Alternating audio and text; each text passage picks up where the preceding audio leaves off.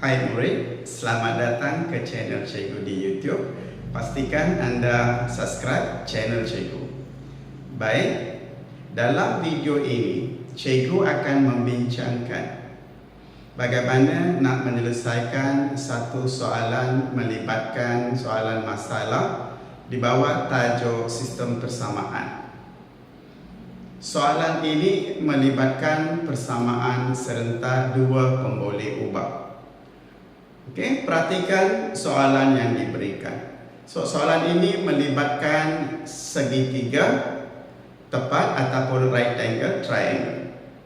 Tapi untuk pengetahuan murid-murid, sekiranya satu soalan melibatkan persamaan serentak dua pemboleh ubah nak tentukan, semestinya dua persamaan perlu diberikan berkaitan dengan soalan berkenaan.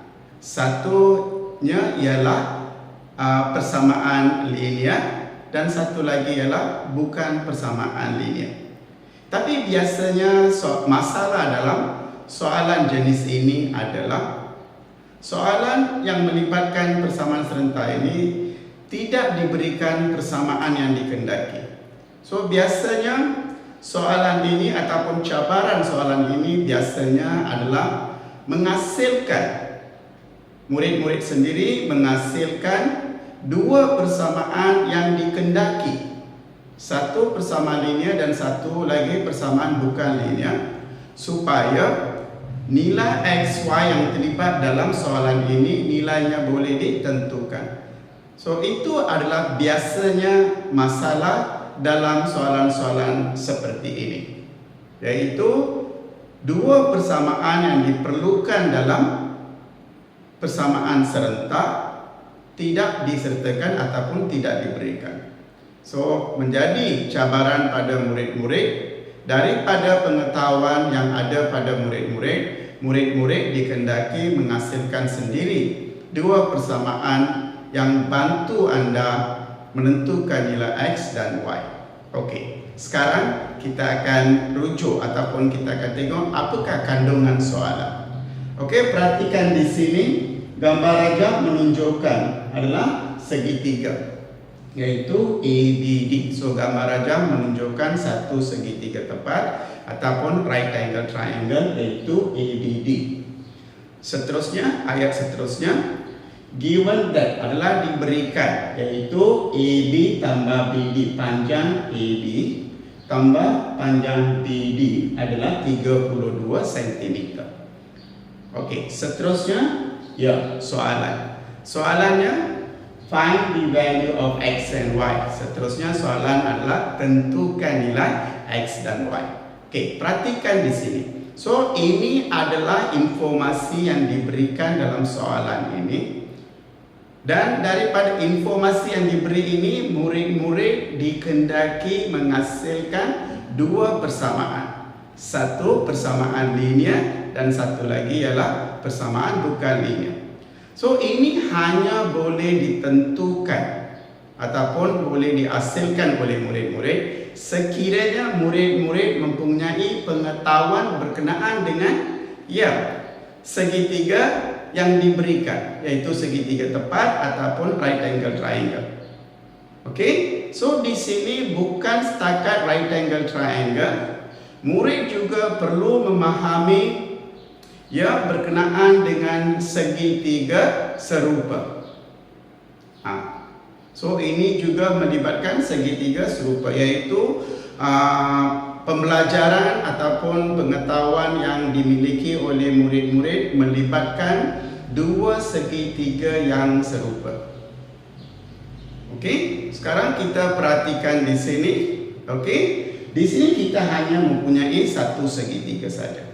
Bagaimana daripada segitiga ataupun daripada gambar rajah yang diberikan ini, kita boleh menghasilkan dua segitiga yang serupa. Okey, perhatikan ya. Okey, kita mulakan bagaimana kita nak hasilkan dua persamaan yang diperlukan dalam penyelesaian soalan ini. Dan apa yang kita akan gunakan untuk menghasilkan persamaan-persamaan ini ialah pengetahuan berkenaan dengan segitiga serupa. Okey, kita teruskan ya. Okey. Perhatikan, kalau murid-murid masih ingat, cikgu belum sentuh bahagian soalannya, iaitu cikgu belum sentuh bagaimana nak hasilkan dua persamaan yang dikehendaki. Apa yang cikgu nak bincang sekarang ialah yang berkenaan dengan pengetahuan berkenaan dengan dua segitiga serupa. Sebab cikgu perlu terangkan bahagian berkenaan supaya murid-murid faham daripada situ bagaimana nak menghasilkan dua persamaan yang dikehendaki, seterusnya selesaikan soalan. Okey, kita cuba ingat balik berkaitan dengan segitiga serupa. Okey, cuba kita ingatkan. Katakan diberikan dua segitiga. Okey, katakan cikgu namakan ini satu segitiga A, B dan D. Okey. Dan kita ada satu lagi, saiznya lebih sikit kecil ataupun lebih kecil daripada saiz yang sebelum itu. Okey, katakan cikgu gunakan N, P. Okey, perhatikan di sini dua segitiga. So, dua segitiga ini ialah segitiga serupa.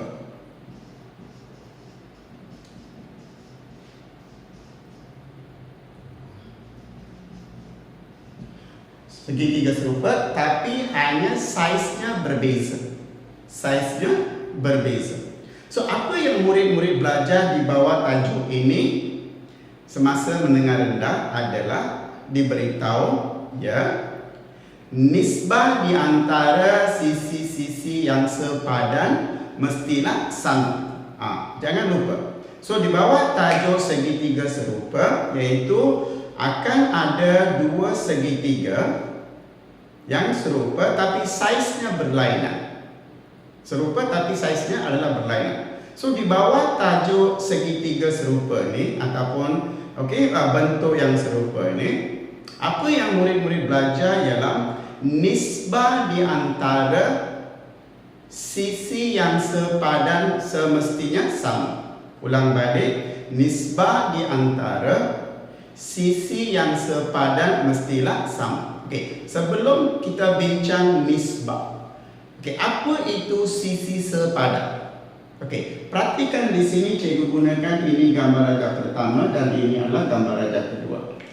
Okey, di sini sepadan dengan AB adalah MN. Sepadan dengan AB adalah MN. Sepadan dengan BD adalah NP. Boleh? Sepadan dengan AD adalah NP. So, ini adalah sisi-sisi yang sepadan. Sisi-sisi yang sepadan. Okey? Okey, bagaimana kita akan gunakan kata hubungan di antara nisbah bagi sisi-sisi yang sepadan mestilah sama. Maksudnya, katakan cikgu ambil. Okey, katakan cikgu ambil. Okey, katakan cikgu ambil. Okey, sisi AB. Okey. So, sisi AB sepadannya apa? MN. So, nisbah MN. Okey, so nisbah ini adalah sama dengan, kita ambil satu lagi. Katakan cikgu ambil BD dengan NP. So, ini yang cikgu maksudkan tadi, iaitu nisbah di antara sisi-sisi sepadan mestilah sama. So, ini dipelajari oleh murid-murid semasa pelajar mempelajari bentuk serupa. Di sini kita ambil segitiga, so kita panggil segitiga serupa. So, ini adalah pengetahuan yang kita akan gunakan, murid-murid akan gunakan untuk menghasilkan dua persamaan yang dikehendaki untuk menyelesaikan soalan ini. Boleh faham? Okey, so sekarang ini yang kita gunakan di sini. Di sini yang ini juga boleh ditulis sebagai AB bahagi dengan MN sama dengan BD bahagi dengan NP. juga boleh ditulis begini. Sama juga, kedua-duanya sama. So, dua bentuk di mana bentuk nisbah itu boleh ditulis, tapi untuk menghasilkan dua persamaan yang dikehendaki dalam soalan ini, ya kita akan pilih yang bawah. Okey, bagaimana kita akan gunakan pengetahuan ataupun nisbah di antara sisi yang sepadan untuk menghasilkan dua persamaan yang dikehendaki. Okey, dah faham bahagian iaitu berkenaan dengan hubungan di antara sisi-sisi sepadan bagi dua gambar raja yang serupa. Di sini gambar rajanya adalah segitiga tepat ataupun right angle triangle. Okey. So sekarang pengetahuan ini kita akan gunakan di sini. Okey. So maksudnya daripada gambar raja yang diberikan ini, kita perlu hasilkan dua segitiga seperti mana yang dikehendaki supaya kita boleh gunakan hubungan di antara sisi-sisi. Okey, sekarang apa yang kita nak lakukan ialah kita akan tukar segitiga ini menjadi dua segitiga. Okey? Cikgu padam balik dan cikgu akan kaitkan dengan segitiga. Boleh?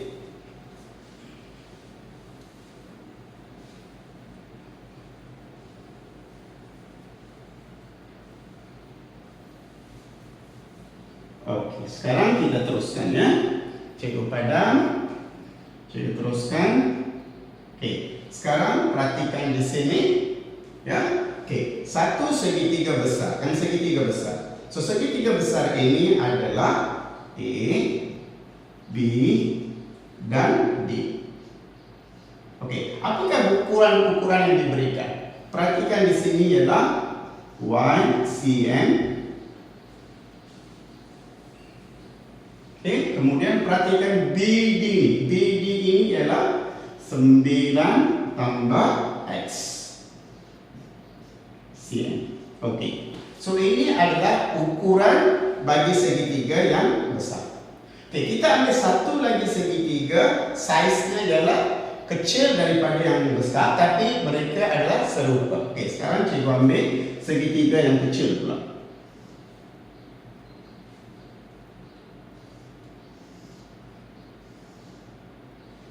Okey, namakan ya, di sini adalah I dan yang ini adalah C. Okey, perhatikan di sini D. Okey.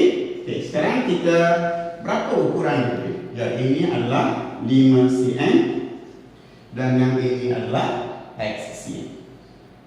Okey. So inilah ya dua segitiga yang kita hasilkan daripada segitiga yang diberikan dalam soalan.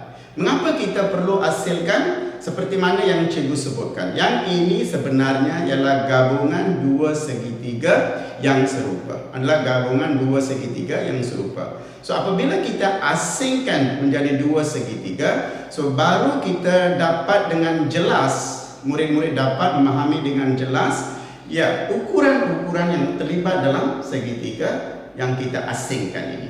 Kalau begini mungkin murid-murid mengalami masalah memahami apakah ukuran-ukuran sisinya.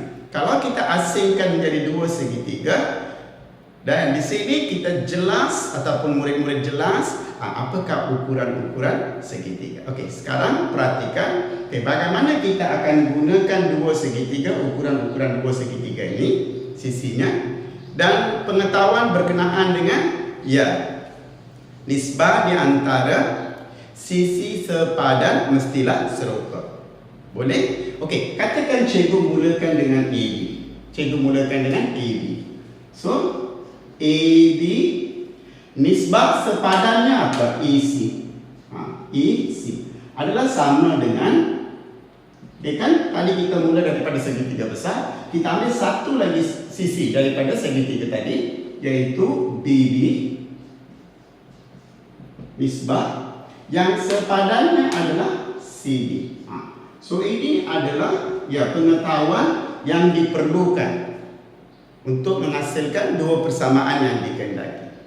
Dan cikgu kata ya untuk tujuan pengiraan ataupun untuk tujuan menghasilkan persamaan ya kita perlu tukar menjadi AB bahagi dengan EC sama dengan BD bahagi dengan CD. Ini kita perlukan.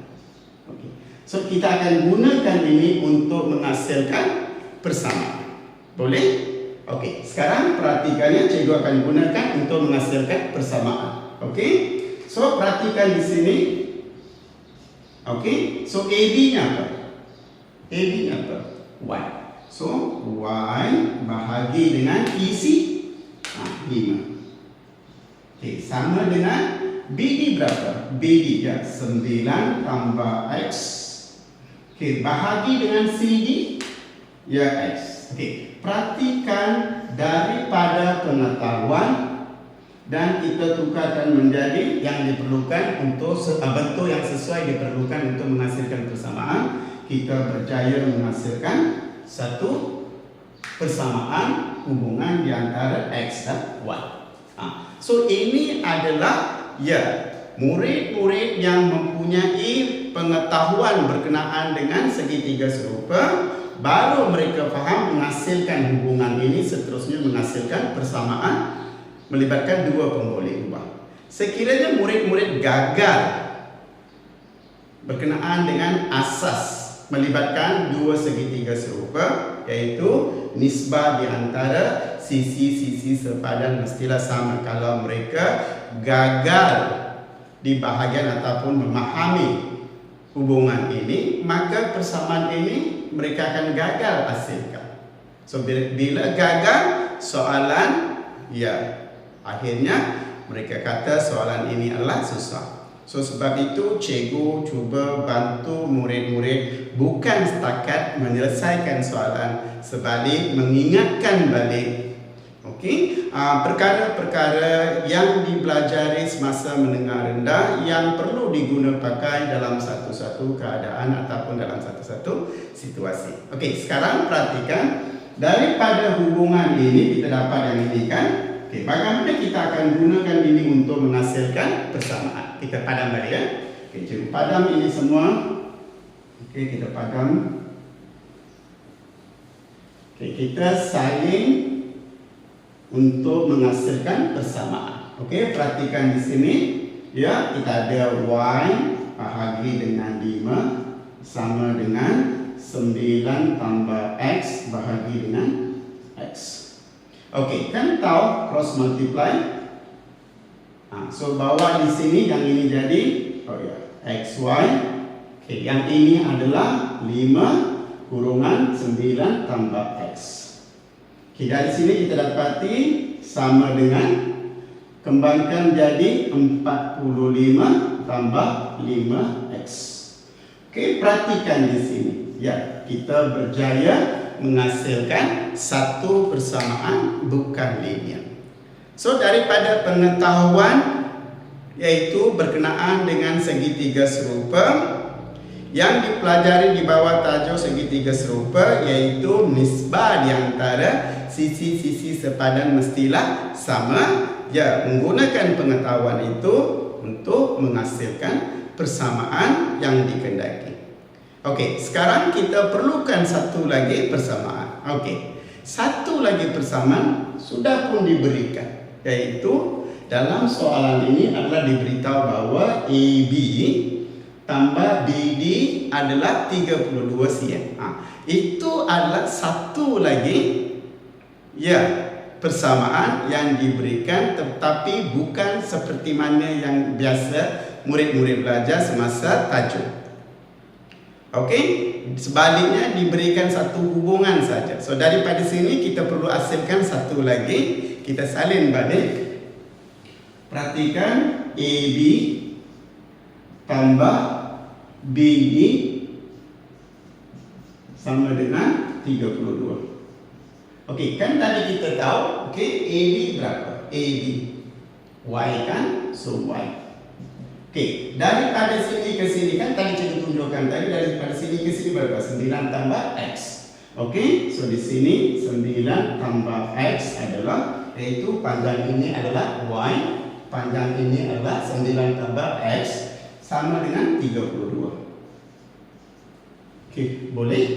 Okey, sekarang perhatikan di sini, yaitu Y tambah X sama dengan 32 berapa? Ya, kita akan dapat y tambah x. Okey, y tambah x adalah sama dengan 23. Okey, adalah 23. So sekarang kita dapat satu lagi persamaan. Okey, perhatikan sekarang. Kita sudah ada ya persamaan satu, iaitu persamaan bukan linear. Kita ada satu lagi persamaan, iaitu persamaan bukan linear. So ini adalah peringkat pertama penyelesaian. Belum masuk lagi bahagian yang anda belajar dalam tingkatan 4, iaitu di bawah tajuk sistem persamaan, menyelesaikan soalan melibatkan ya persamaan serentak, dua pun boleh ubah, iaitu satu persamaan linear, satu bukan linear. So apa yang kita buat setakat ini adalah ya tidak dipelajari semasa mempelajari asas tajuk sistem persamaan, iaitu semasa murid-murid belajar bagaimana nak menyelesaikan persamaan serentak, dua pun boleh ubah. So ini adalah berubah daripada satu soalan ke satu soalan yang lain. Jika dia melibatkan satu soalan masalah, dia tak sama, tapi maklumat berkenaan dengan soalan itu, walaupun soalan itu adalah wajahnya baru, bentuk yang satu lagi, tapi jika diperhatikan dengan pengetahuan yang ada pada murid dan daripada informasi-informasi yang diberikan dalam soalan itu, ya akhirnya murid akan menghasilkan dua persamaan seperti ini. So sebab ini biasanya soalan masalah ini biasanya menjadi masalah sebab kegagalan murid memahami, mengaitkan masalah ini dengan pengetahuan yang mereka belajar semasa menengah rendah. Boleh? Okey, kita teruskan ya. So sekarang kita dah sampai ke bahagian yang dipelajari di bawah tajuk 3, sistem persamaan matematik tambahan tingkatan 4. Baru kita sampai. Sampai sekarang, sebelum ini, dari awal sampai sekarang, kita mencari ataupun membentuk persamaan. Okey, sekarang Cikgu salin, seterusnya kita dapatkan nilai X dan Y. Okey, Cikgu padam balik setiap satu. Okey, so persamaan pertama adalah YX sama dengan 45 tambah 5x. Okey, seterusnya.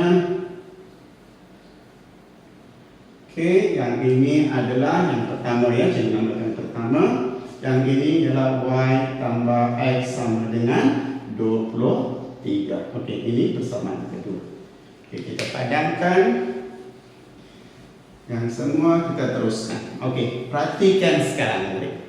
Kalau semasa belajar tajuk 3, soalan terus begini, you mula daripada sini.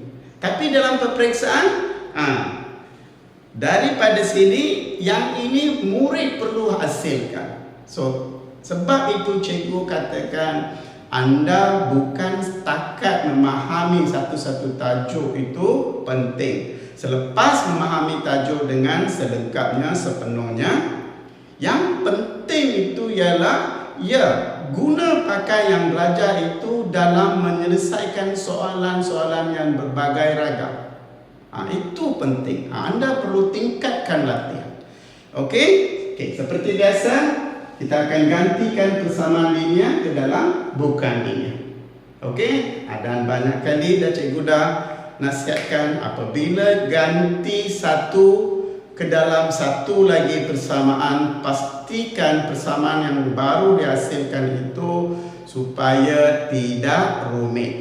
Banyak kali cikgu nasihatkan, kalau anda tidak beri perhatian dalam masa apakah bentuk yang perlu sesuai diganti, jaga-jaga. Cikgu dah berulang kali menasihatkan, pilihlah sebutan yang kita nak ganti itu supaya menghasilkan satu persamaan yang mudah.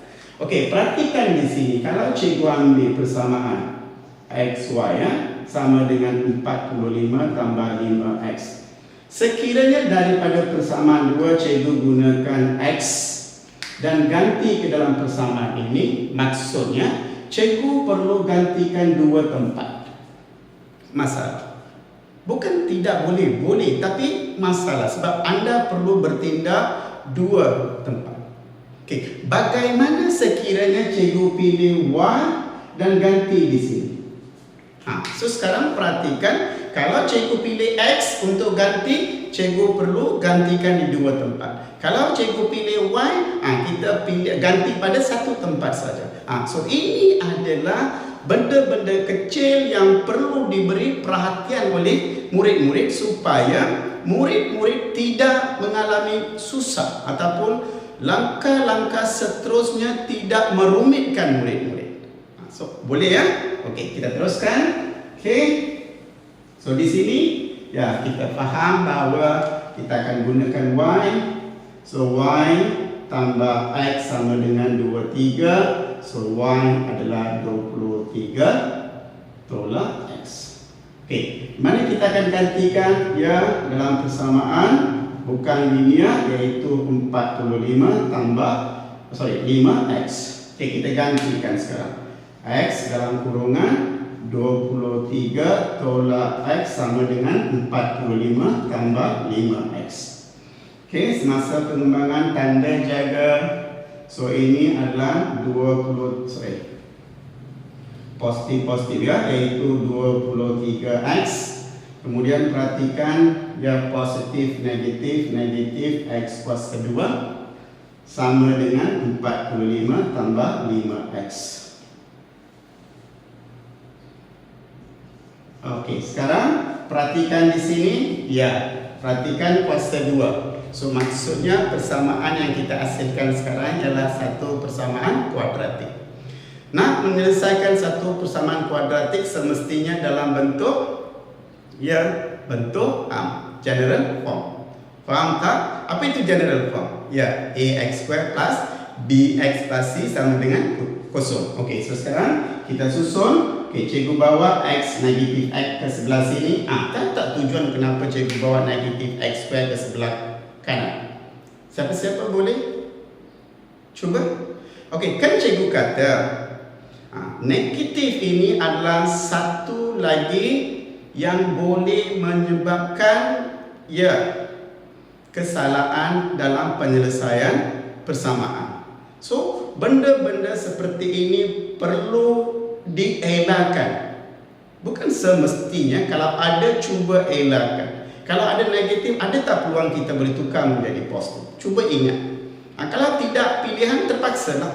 Kalau ada peluang yang negatif itu tukar jadi positif, perlu ambil tindakan supaya positif. So maksudnya kita dah kurangkan peluang kita melakukan kesalahan. Kita akan cuba elakkan daripada melakukan kesalahan. Boleh?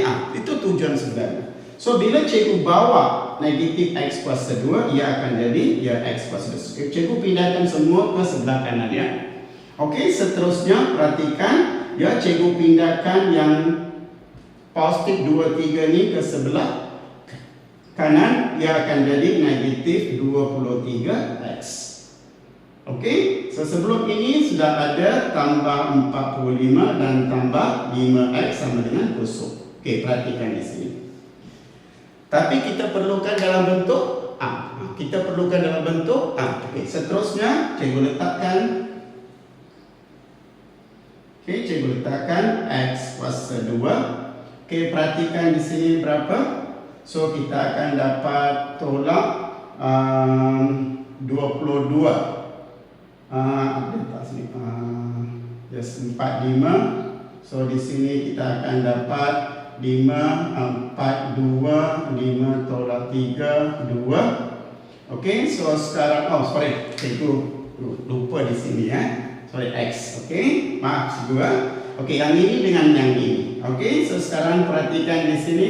So tambah di sini akan menjadi berapa? So 18x, maafkan ya. Yang ini x term. So yang ini 23 tambah yang ini jadi 18 tambah 45 sama dengan kosong. Okey, ini adalah perhatikan, ini adalah persamaan yang dikehendaki, yaitu persamaan kuadratik dalam bentuk ataupun general form. Okey, perhatikan sekarang kita dah berjaya menghasilkan satu persamaan kuadratik dalam bentuk Okey, langkah seterusnya, ya, anda boleh gunakan kalkulator untuk menentukan nilai-nilai X.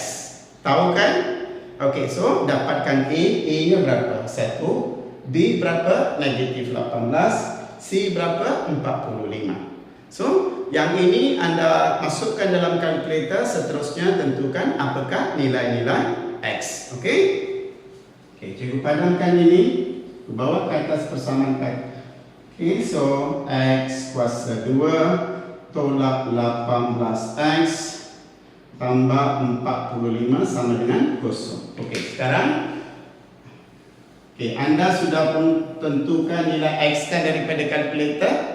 Ya, so daripada sini kita dapati so berapa boleh? 45. So 45 kita X tolak 15, X tolak 3 sama dengan 0. Ini anda boleh tulis daripada kalkulator. Murid-murid boleh tentukan nilai X dalam kalkulator apabila murid-murid masukkan A1, B negatif 18 dan C 45. Satu X adalah X 15 dan satu lagi X adalah X 3. Boleh? Okey, sekarang daripada sini X tolak 15 sama dengan 0. So X adalah 15, satu nilai X. Dan satu lagi adalah X tolak 3 sama dengan 0. So X adalah 3. Okey, perhatikan sekarang kita sudah pun perolehi dua nilai X. Satunya ialah 15 dan satu lagi ialah 3. Apakah langkah seterusnya? Ya, semestinya akan digantikan. Perhatikan di sini kan? Ya, kita akan gantikan satu persatu supaya kita memperolehi Y. Boleh? Boleh? Okey, sekarang kita dah tahu satu X-nya adalah 15 dan satu lagi X-nya adalah 3. Boleh?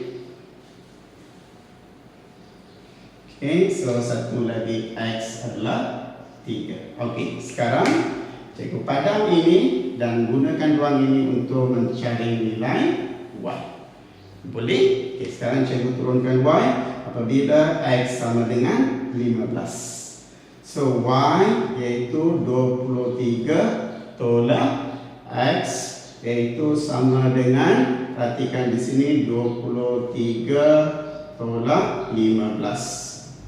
So yang ini adalah 8. Okey. So kita dapat apabila apabila X 15, Y adalah 8. So Y adalah 8. Okey, ini satu hubungan. Okey, seterusnya. Ya. So sekarang kita tukar. Okey, apabila X sama dengan 3. Okey, kita gantikan sekarang. So yang ini adalah 23 tolak 3 iaitu sama dengan 20. Okey, so Y sama dengan 20. Perhatikan. Okey, so ini adalah satu lagi contoh yang cikgu pilih untuk bincang bersama murid. Okey, so pastikan apabila murid-murid mencuba soalan-soalan masalah ini, pastikan murid-murid sentiasa memahami soalan, sebab soalan masalah jarang memberikan persamaan yang digunakan dalam soalan, ataupun nak selesaikan soalan itu perlukan persamaan, biasanya tidak diberikan. So itu adalah soalan masalah. So soalan masalah ini ya menjadi cabaran pada murid-murid sebab mereka mempunyai pengetahuan yang kurang berkenaan dengan matematik. So bagaimana boleh tambah baik? Ya, anda perlu mencuba lebih banyak soalan melibatkan soalan masalah. So cikgu harap apa yang cikgu bincangkan dalam video ini akan memberi sedikit pengajaran bagaimanakah langkah-langkah ataupun cara-cara bagaimana nak selesaikan satu soalan yang melibatkan masalah. Okey, terima kasih. Oh, belum lagi. Okey, seperti biasa, okey, sekiranya anda puas hati dengan apa yang Cikgu terangkan berkenaan dengan soalan masalah melibatkan sistem persamaan, okey, tekan like. Kemudian sekiranya berpuas hati, pastikan letakkan di ruang komen mengapa video ini sesuai dikongsi ataupun digunakan oleh pelajar-pelajar, okey, tingkatan 4 matematik tambahan dan akhir sekali pastikan tekan bell button ataupun butang loceng untuk mendapat notifikasi video-video cikgu di YouTube. Okey, akhirnya baru akhir ya. Okey, akhirnya cikgu ucapkan terima kasih.